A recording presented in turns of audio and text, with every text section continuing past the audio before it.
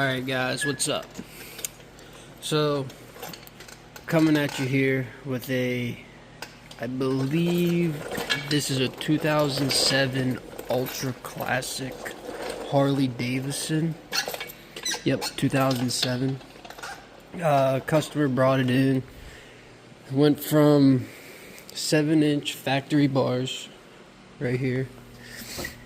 Went from 7-inch factory bars to, some people say 20-inch, but I measured 14-inch. I don't know the specific brand, but anyway, this video is to kind of just help you guys know where to start if you guys want to put some ape hangers on your Harley Davidson. Over here we got the front fairing, and this is the most confusing part that comes off, and this is why I'm making the video. Also, I found a few other things during this process that I had to do.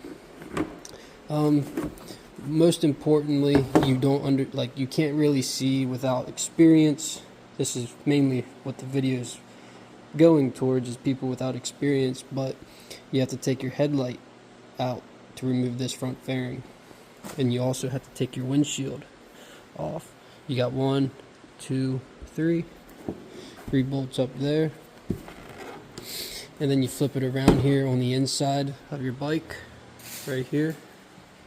You'll have some other hardware that will need to be removed. I believe these were down here, so right here, if you come there under the speaker, you have to come in right there, and that's just to get the front end off. Now you'll have all your wirings and things like that, but that's pretty much plug and play, take pictures, don't forget type deal. There's a few brackets here I had to remove. Had the unbolt there, had a bolt there and a bolt there that held the turn signals on. Along with putting these handlebars on, we had to upgrade the throttle cable and return cable. The brake lines, I'm not sure what specific brand we used, but we did definitely go with an upgraded version for the length of the handlebars. So most importantly is that when you go to do this project, you have to remove the left side saddlebag or the right side.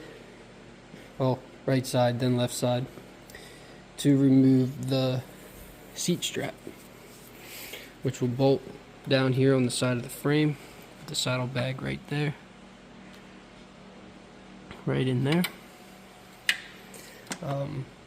I also went ahead, since I'm messing with the electrical wires, went ahead and removed the battery and the fuel tank. That way I could access when removing and installing the throttle cables and return cable,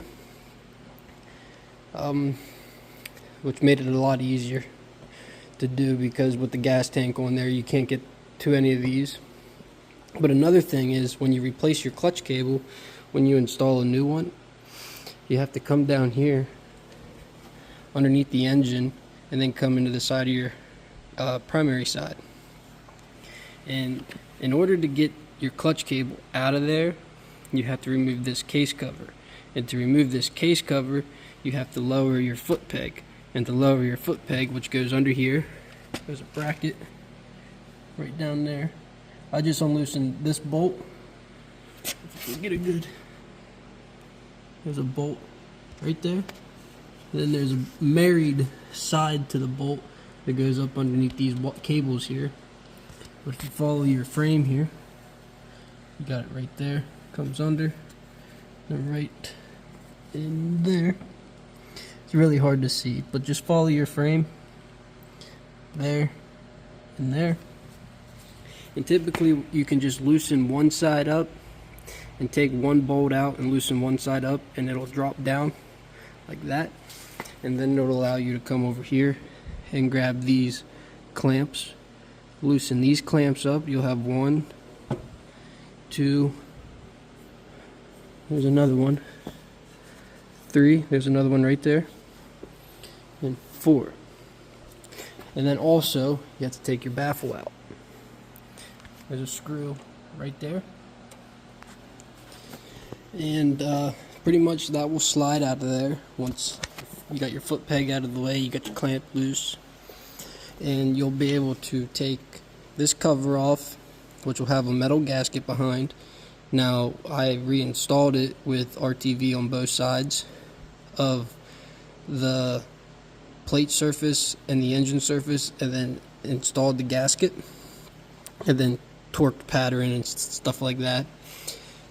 I don't have a service manual to tell you the exact torque, but typically on a clutch case it's between 14 and 22 foot-pounds. Now I took a Honda course and a Yamaha course, and that's what we would do. But anything more than that with this type of material bolt, I feel like would snap it. So I kind of lean towards like 22 foot-pounds, 20 foot-pounds torque on these bolts. But when you take this cover off, you'll be able to unscrew your clutch cable here, and then be able to, it's kind of like a throttle cable or any type of cable action. You'll be able to release and remove that cable. Now this video is just mainly to be able to tell you what type of stuff to take off before you get into this job, because I never knew you would have to take this off. I didn't know you would have to take your gas tank off, your side box, all to replace your handlebars. So yeah, it's pretty simple. If you look here, you got a bolt here, a bolt here, a bolt here, which will be on this side of the fairing. You'll be able to put those, take those off right here, 1, 2, 3, and then that hidden one that was really hard to find. And then you'll have a bolt here, a bolt there, and then you'll have another bolt down here that'll come into place. You'll be able to take that off. So after those bolts, mainly the only other ones that were really hard to get to were these radio bolts because of the frame here. So I stuck an Allen key in there to get some of them loose, but I was able to get a swivel and a 1/4 inch extension with some, I think they were 3/16. I'm pretty sure. Yeah, 3/16 Allen head, and that took that right out of there. But yeah, that's pretty much it.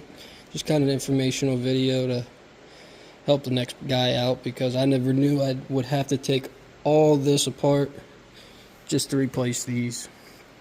For any other tricks or tips that I would have, it would be to just make sure that, 1, you have a service manual, and 2, to thoroughly go over your work. And that would pretty much be it for this video.